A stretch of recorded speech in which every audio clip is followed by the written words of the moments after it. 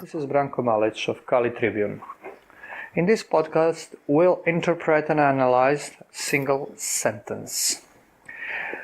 This sentence is as follows. Quote, "The truth is undividedness of being and what is." End quote. This sentence is by scholastic theologian going by the name of Philip the Chancellor from 13th century. Not much is known about him. He is not, of course, a very famous outside very, very specialized academic circles that are researching Middle Ages theology and philosophy, especially the so-called doctrine of transcendentals.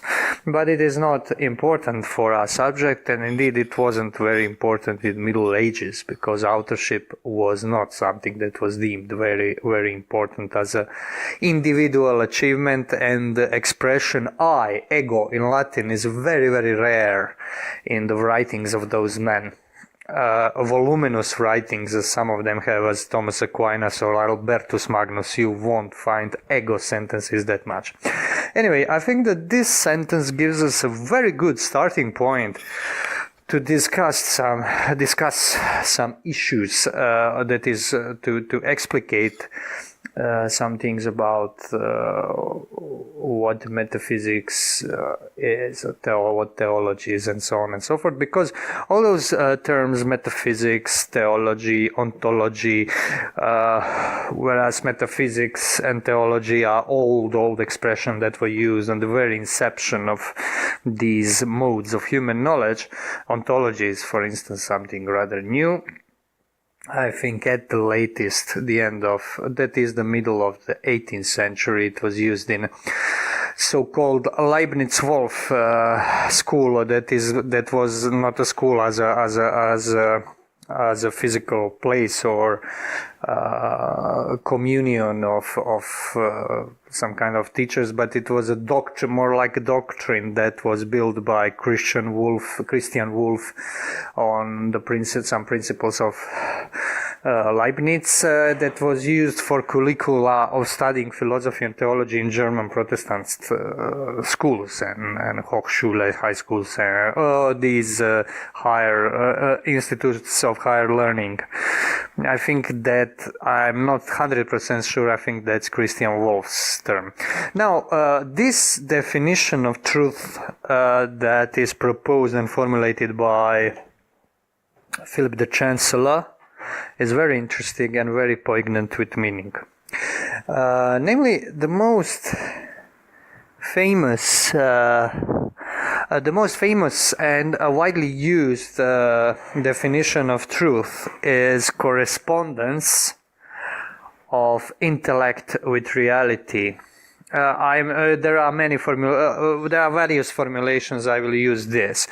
This notion of truth, I think, could be understood as a special mode of the wider definition that Philip gives us. That is, I will repeat once more, the truth is undividedness of being and what is.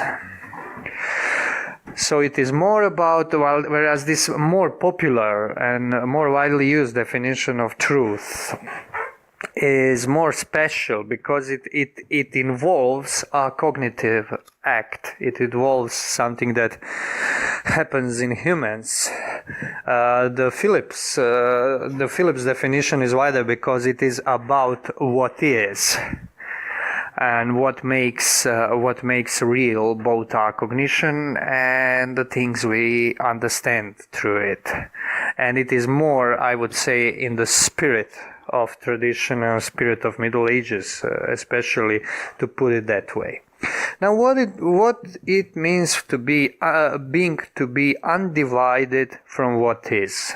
Couldn't we say that being and what is are the same? Well, not exactly, and this is where philosophy becomes philosophy. When you see problem in something like this, or better to say, when you see aporia, what Greeks would call aporia, or not. Aporia means closed passage, the situation where you cannot go, where the road is blocked, something like that. And the other would be lysis, that something is tied in a knot. And of course we have this term analysis in Greek, that means untying of the knot. And this is, as I sometimes remark, and now I'll focus on this, as was the practice in Middle Ages and Antiquity, analysis was a method of resolving the issue, resolving the implications contained in a problem or in a thing. And in mentality of those people, the thing and the problem were more often than not the same, because this is also not something that is self-evident, especially for us moderns, because today we tend, that is, we are prone to look at the problems as quote-unquote intellectual, and this means subjectively formulated. They can be objective only and only if they can correspond to something in outside us, quote-unquote. There is nothing of a sort in this old philosophy. I never tire of repeating it, because it is far more important, I think, to realize this than to study tomes of books of theology, of metaphysics, of reading everything that was ever written. Mind you, it's 2,500 years tradition. To study philosophy from beginning to end, it's mission impossible. Even if you only take these famous philosophers that were put forward by history, or one could say in some cases by political will of their descendants, to the fore. If you want to read the whole of Plato, that's 36 dialogues, you can read them with, let's say, a relative ease as compared to reading, for instance, corpus of Hegel. But to say you understand one of the Plato's dialogue, to say, for instance, that you figured out Parmenides, that's a lifetime of work. Not to figure it out, of course, but to propose even meaning why this dialogue was written. So it is a mission impossible, but believe me, one thing that is far more profitable as an intention is to figure out these subtleties of very simple expressions in philosophy, because they conceal within them the worlds that are sometimes, like in this case, completely different than ours. If we understand the word by word, we mean the horizon of understanding, let's say. This is in Middle Ages, of course, when someone would say world, he would mean world, not something so subjective as I just pointed out, but we must understand, even if we argue against modernity, as we on Kali Trivium regularly do, we are modern ourselves and postmodern. So it would be very hypocritical not to demonstrate this every once in a while. So let us proceed. So what is interesting in this definition? Well, it's a very good example of how you resolve, analyze the principle in quite medieval and quite old world kind of way. When you say that being is not the same of what is, that being with a big B is not the same thing as the being with a small b. What is the statement about being in particular. and what we would in medieval times, we medievals, like we on Kali Tribune tend to be quite medieval in our intellectuality. What they would take as being what is contracted being. This is in the terminology of those scholastics, as Philip, for instance, being spoken of in categories. Categoria are 10 forms in which being in the world, these things we encounter, these things we can understand in the world, things like trees, humans, emotions, and such. That is, let's say things in time, temporal, limited things are contracted. That is limited. The being is limited by categories. That's what it means. And being limited in categories is what is. For instance, I say this is a man. A man that is the subject of this. Answer on to the question, what is this? And the answer is, this man is substance. In this case, it goes in the category of substance because it is a subject to which everything is predicated, let's say in language when you speak, but it itself is not predicated to anything else. And then you have quantity, where, for instance, how many of him there is, and have his extension, because category of quantity, or as Aristotle, the first systemizer of this category, calls it poion, or is it poson? I'm sorry. Is answer to question how much. So it can be in a discrete sense as a number, how many units, or in extension or magnitude, that is how big, for instance.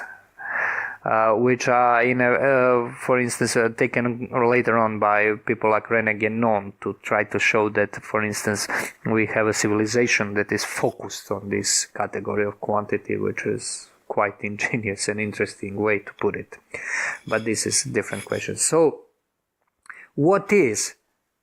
To the T, as Greeks would say, as Aristotle, is something that is spoken of in these categories. And now, being is what transcends them.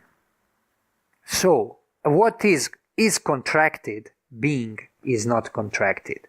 So they share something that is very, very essential, and they don't share something that is as much as essential. They share the fact that they are beings. So this being that is not contracted and limited by time and the way we speak about it, the way it can be, the modes it can be, and these things for which we know from our lives, temporal things, have something in common and also have something that is absolutely not in common. What is absolutely not in common is that being is transcendent. And in this time, in Middle Ages, this word transcendere, to surpass, let's say in a free, a somewhat liberal translation, means to overcome, to surpass, because it has many meanings. Today, for instance, in post-humanist so-called philosophy, you have this idea of transcending the human limitations. In Plato, who never used this word, he used the word hepekina, across the line, on the other side, which is where this Latin term, I think, comes from. He meant the transcendence of the idea of good. of God, in fact, for Plato, I would say, that is to say the absolute, that is to say, no, the eternal principle, the eternal cause of all, not only of visible but also of invisible world. Something quite similarly it means for Christianity, Christian theology, but with some very interesting differences. In this case, to take the most basic difference, being is different of what is because it is not contracted by categories, it is not limited. And what the sentence say in Philip the Chancellor, let us repeat it, the truth is undividedness of being and what is. So they are not divided. Being in this case is not divided, although absolutely different from being that is contracted. So unlimited is not divided from limited. They are undivided. What this means, where to how far this goes, is this total identity? No, it is not. It cannot be because difference is present. Is it a total difference? No, it is not total difference because they are, as the quote say, undivided. The very statement is negative. It is the negative statement of something that is positively existing, and this is very different. It's very interesting, and this would point in what direction I will not treat here and now because it's too vast a subject and needs more time. It's a doctrine of transcendentals in Middle Ages. This is where it comes from. I will just mention it just to point out for your consideration that this is it. This is where the word transcendental comes from, later quite misused by Immanuel Kant, who used it in completely different sense that it was used in Middle Ages. And it is the idea of convertibility of the modes of being, let's say. Convertibility means of the undividedness.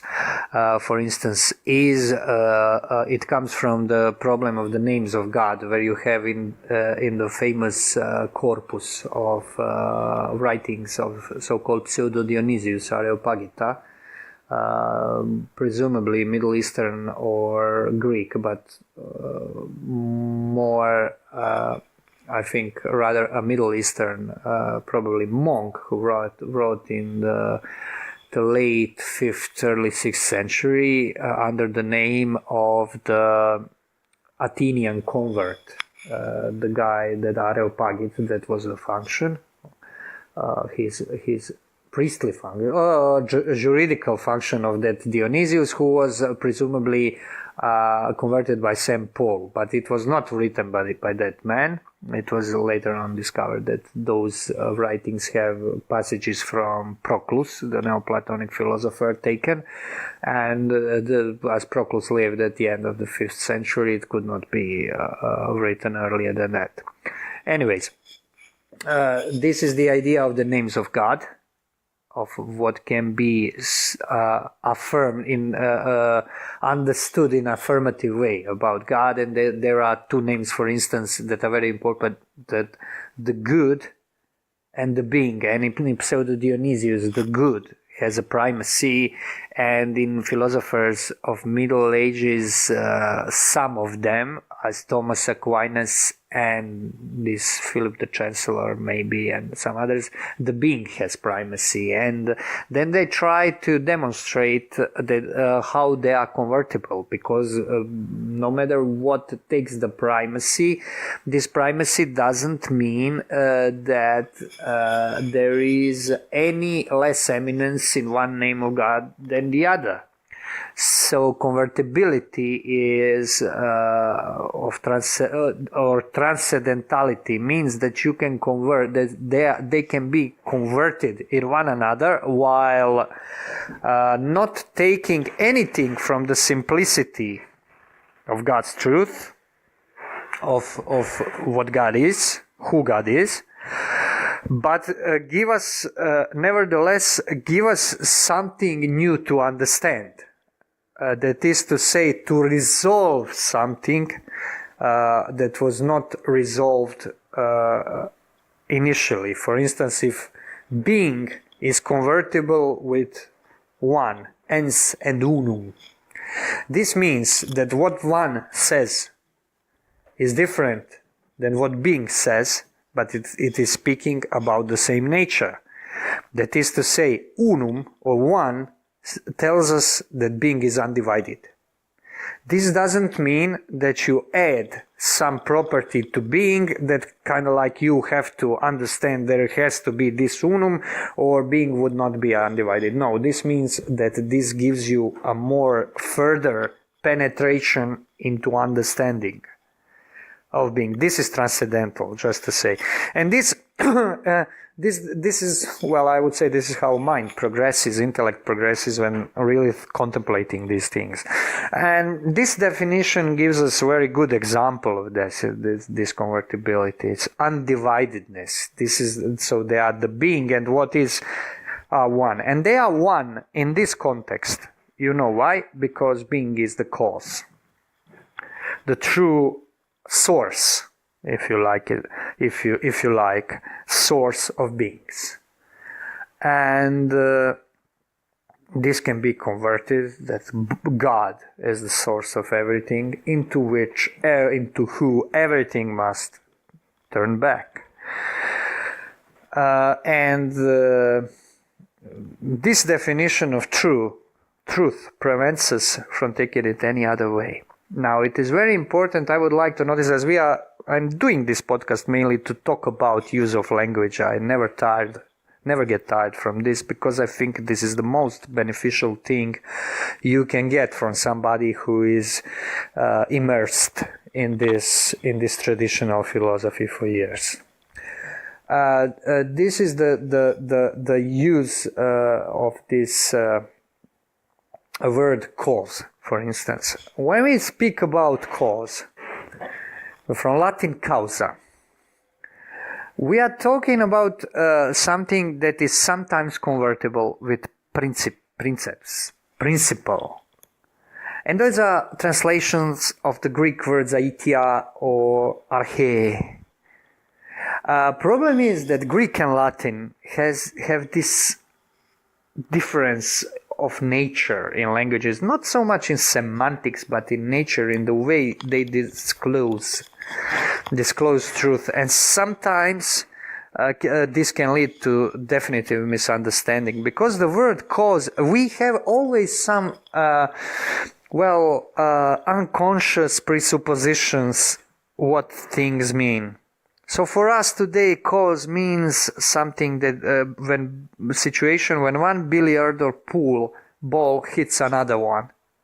This is kind of, we are thinking about this in mechanical terms. For instance, someone like Philip or Thomas Aquinas or Albert the Great didn't. They use these sharp Latin words, very strict, very contracted, not as fluid as Greek. But this, the meaning was, in all probability, and I would wager, the same. But today, when we backtrack and interpret, we kind of have this tendency to anachronize, to read understanding into this. And sometimes the higher on the PhD academic scale you are, the less understanding of this you have. That is, you have less understanding of yourself. And no reading can help you with that. So cause, you can understand cause as source. Have an image of a source of the brook or creek, because this is what they mean. They don't mean mechanical causality, because mechanical causality cannot apply here. This is the causality that is not material, that is completely overwhelming, overpowered, overflowing. And this is where we, in fact, find the truth. And so this definition would mean that if you want to know the truth, you have to come to the realization of undividedness of being and what is, of everything being contained in its source. If you cannot have this, you cannot have truth in a proper sense. Now, for instance, if you take more contracted, limited definition of truth, that truth is the correspondence of intellect and reality. For instance, in modern age, they would say of your mental images and reality, which is completely untrue. If you want to conform your intellect to reality, then again, you are doing this in the context or encompassed in this first, more wide and more precise definition. But you are looking at things from the standpoint of you as a knower. So this is very interesting, I think. I think this is very interesting. And I think this is the way, when you study philosophy, it's very good to take something like this beautiful expression of how to put in words what the truth is. Because you cannot really give definition. This is demonstration of what truth is. Demonstration is a resolution of implications contained in something. And implications of truth, that is a relation of being and beings, is explicated in this sentence. Definition, on the other hand, in this context would be when you contract something, when you add species to genera, for instance. Say, man is the rational animal, so you contract the genera of animal with intellectuality. Demonstration is a resolution of something that is already here. That is a realization, more like. And analysis in the modern sense of the term, or postmodern, when you break things apart by analyzing, as I think you can clearly see, has nothing to do with that. Analysis is something different, and you also have other methods like dialectics and so on, and there is a lot to speak about or say about these things from antiquity to Middle Ages. We won't go that far in this podcast. We are approaching our closing minutes, not to make it too long. I hope it was comprehensible, and I hope it gives you, for those for you that are interested in philosophy, gives you at least a sense of how deep those things are, how deep one single sentence from almost anonymous medieval author how much you can get from it. Thank you for your attention. This was Branko Malic of Kali Tribune signing out.